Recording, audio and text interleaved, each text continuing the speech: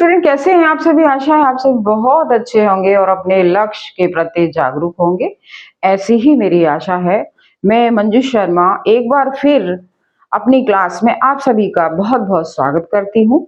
आइए चलिए अपनी क्लास शुरू करते हैं। आज मैं आप लोगों के लिए प्रोफेसर जी सुंदर रेड्डी का जीवन परिचय और साहित्यिक परिचय लेकर आई हूँ, जो कि आपकी एग्जाम के लिए, इंटर क्लास एग्जाम के लिए बहुत ही ज्यादा इम्पोर्टेंट है या जरूरी है, कुछ भी कह सकते हैं, जो आपके एग्जाम में 5 नंबर का आएगा।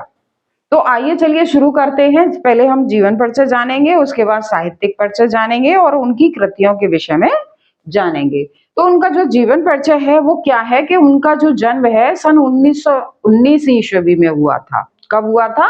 1919 ईस्वी में हुआ था। और कहाँ हुआ था? आंध्र प्रदेश के बेल्लूर गांव में हुआ था। प्रारंभिक शिक्षा उनकी संस्कृत और तेलुगु भाषा में हुई थी। संस्कृत और तेलुगु भाषा में हुई थी। जो उनकी शैली है विचारात्मक समीक्षात्मक उनकी शैलियां हैं। और उनका निधन जो है सन 2005 ईस्वी में हो गया था।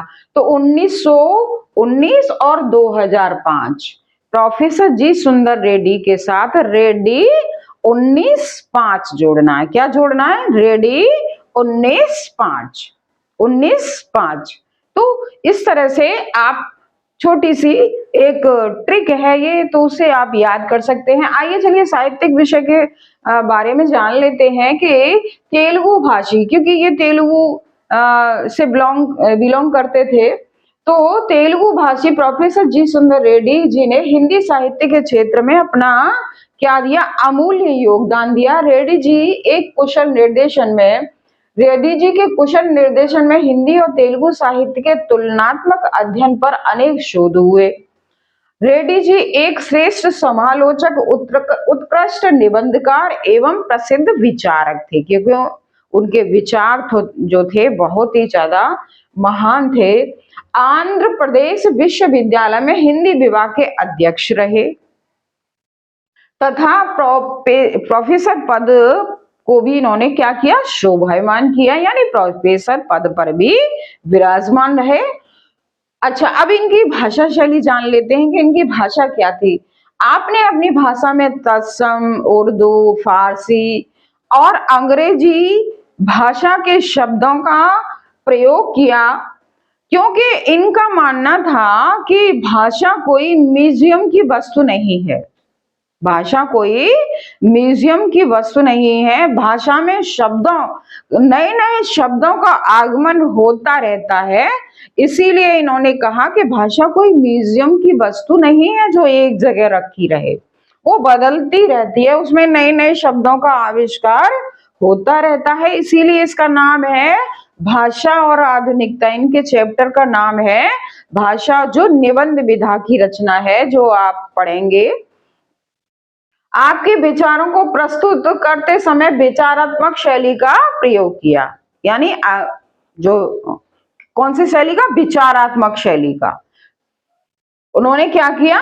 प्रयोग किया। आइए चलिए अब हम जान लेते हैं जो उनकी रचनाएं हैं, जो उनके ग्रंथ हैं, जो आपके लिए बहुत ही ज्यादा जरूरी है, क्योंकि ऑब्जेक्ट क्वेश्चन में जो कोई सी भी रचना पूछी जा सकती है और वो रचना आपको याद होनी चाहिए। तो इसीलिए मैं ट्रिक के माध्यम से लाई हूं। ये आपकी ट्रिक है, देखिए। तो ट्रिक के माध्यम से देखिए, मेरे विचार से हिंदी साहित्य पर दक्षिण तेलुगु शोध वैचारिकी है। मेरे विचार से हिंदी साहित्य पर दक्षिण तेलुगु शोध वैचारिकी है। तो देखिए, मेरे विचार से यानी मेरे विचार रचना क्या है? मेरे विचार हिंदी, यानी हिंदी और तेलुगु, इनकी रचना क्या है? हिंदी और तेलुगु, जो एक तुलनात्मक अध्ययन है। तुलनात्मक क्या है? अध्ययन है साहित्य पर, साहित्य और समाज, साहित्य और समाज।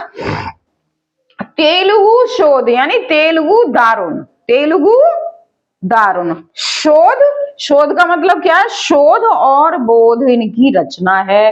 वैचारिकी इनकी रचना है। और इनकी एक और अंग्रेजी में प्रस्तुत रचना है language problem of India. Language problem of India यानी लैंग्वेज प्रॉब्लम यानी कि समस्या, भारत की समस्या क्या है? भारत की समस्या भाषाई समस्या। कैसी? भाषाई समस्या। तो इस तरह से आप ट्रिक के माध्यम से बहुत कम समय में आप इन रचनाओं को याद कर सकते हैं। मेरे विचार से हिंदी साहित्य पर दक्षिण तेलुगु शोध वैचारिकी है। तो आप इस ट्रिक के माध्यम से बहुत कम समय में इन रचनाओं को याद कर सकते हैं।